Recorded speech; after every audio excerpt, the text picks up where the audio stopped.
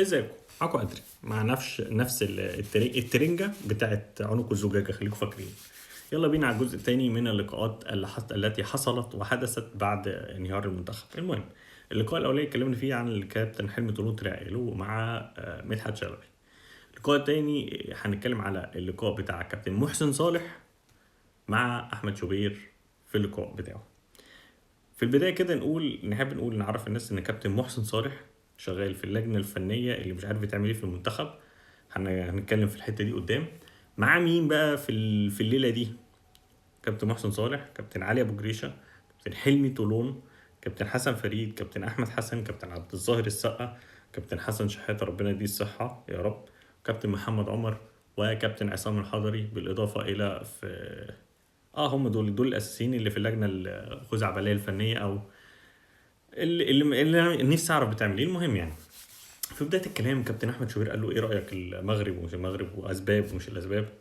قال له الفرق ان في المغرب الحكومه بتصرف فلوس على اللعيبه، وعندنا وبتعمل الاكاديميات دي هي اللي بتصرف على اللعيبه، واحنا عندنا هنا الاكاديميات بتاخد فلوس من اللعيبه، وبتبقى هي دي السبوبه والمصلحه. فكابتن شوبير رد قال له الدوله عامله اللي عليها، كل حاجه عندنا تمام، بنيه تحتيه تمام، والشغل تمام، وكله تمام. بمناسبة البنية التحتية تمام، أخبار استاد القاهرة إيه اللي إحنا كنا لسه لاعبين عليه، والنجيلة بتاعته لا تصلح للعب كورة في مدرسة ثانوي. يعني ده بمناسبة البنية التحتية تمام. استاد القاهرة الوضع يرثى له. مش عارف أنا بصراحة، بس يعني أدي البنية التحتية. ما هو لازم برضو إيه يحط الحتة بتاعته عشان يخرج حتة الدولة. لا، حتة الدولة الناس اللي مش بتراعي أكل عيشها لازم نقول عليها. فدي لقطة. فالمهم، وبحب افكركم يعني برضو بكلام حلمي طولان في الجزء الاولاني لما قال لك انا كنت بشحت استادات. ادي البنيه التحتيه. يعني واحد مدرب منتخب عايز يلعب في استاد، يكلم الاستاد يقول له حضرتك ادفع فلوس وبعد كده تعالى العب. وده مش دوره، بس ماشي ما علينا. المهم نكمل الحوار. قال لك احنا عندنا بمناسبه البنيه التحتيه بقى، واللي احنا الدوله عملت كل اللي عليها، بس احنا عندنا مشكله في التعيينات. قال له يعني ايه؟ قال لك احنا عندنا مجاملات في التعيين، بنجيب نجوم الكوره لمجرد انهم نجوم، والانتقاء مش معناه ان يبقى معايا. اهم حاجه بالنسبه له ان انت تنتقي للناس الكوادر اللي هتدير الكوره مثلا في مصر، مش معناها ان يبقى معاك رخصه A ولا رخصه B ولا رخصه C. كلام فارغ.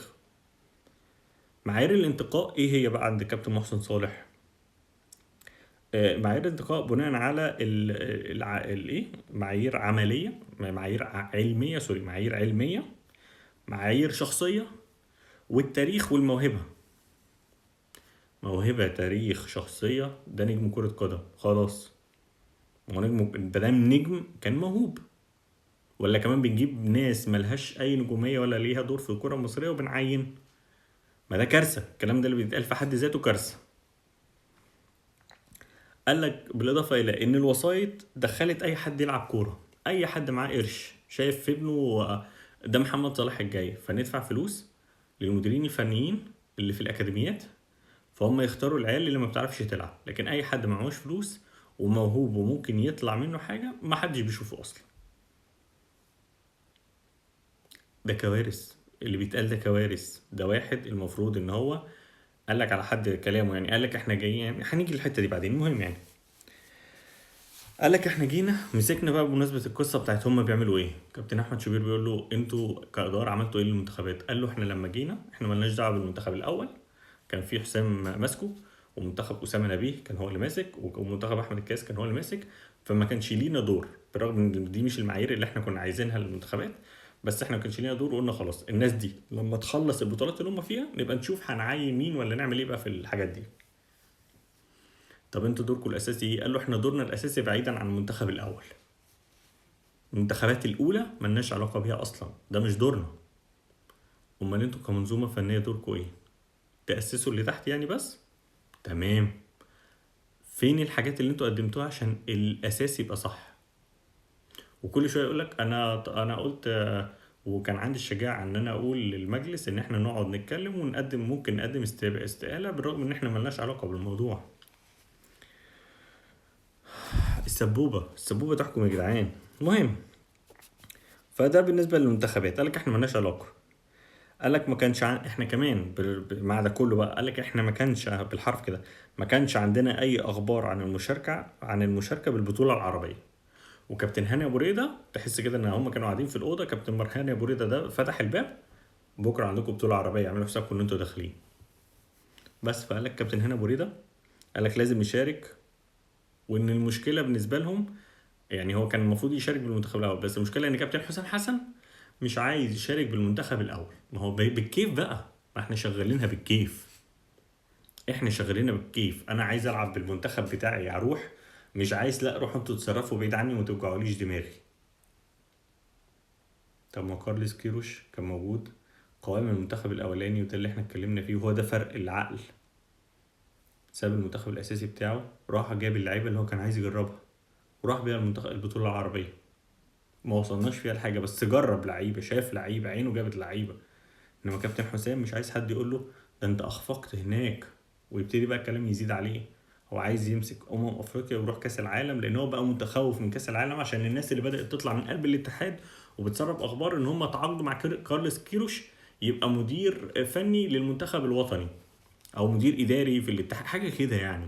طب انت هتجيب كيروش بالمبالغ اللي انتوا بتقولوا عليها دي عشان كده؟ مهم. بس فقال الكابتن هاني وريده قال لنا لازم نشارك. طب نعمل ايه يا جماعه؟ مش عارفين. قال لك مصر ما ينفعش ما تعتذر، مصر ما ينفعش تعتذر، بس ينفع كرامتها تتهان في الملاعب هناك. قال لك طرحنا اسماء عديده كان معظمها اجانب، بس رجعنا قلنا لا، لان احنا لو جبنا واحد اجنبي الاعلام هيقطعنا لو مجرد من الخروج من البطوله، واللي انا صرفت الفلوس دي ليه. ففكرنا في المصريين.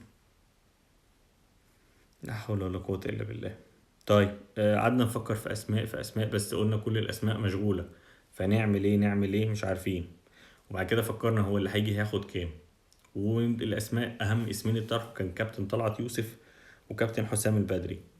وقلنا واحنا اعتبرنا ان هم هيرفضوا ان هم يجوا، وخصوصا كابتن حسام البدري فعلا شغال، لكن كابتن طلعت يوسف مش شغال دلوقتي، مش مدير فني في اي حته، فقلنا هو اكيد هيرفض. فكابتن شوبير قال له طب بس انتوا سالتوه؟ قال لهم لا احنا اعتبرنا ان هو هيرفض، فقلنا لا خلاص.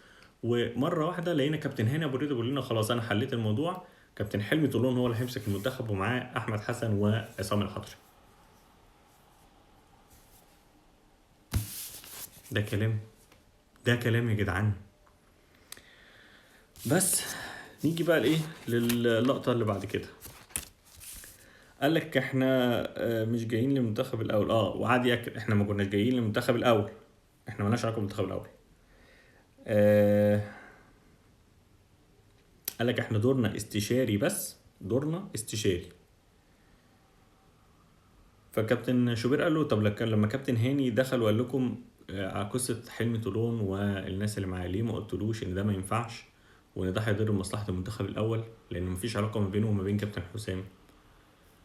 قال له وسأله برضه واضحة وصريحة كده، قال له انت رأيك ايه في تأجيل الدوري؟ قال له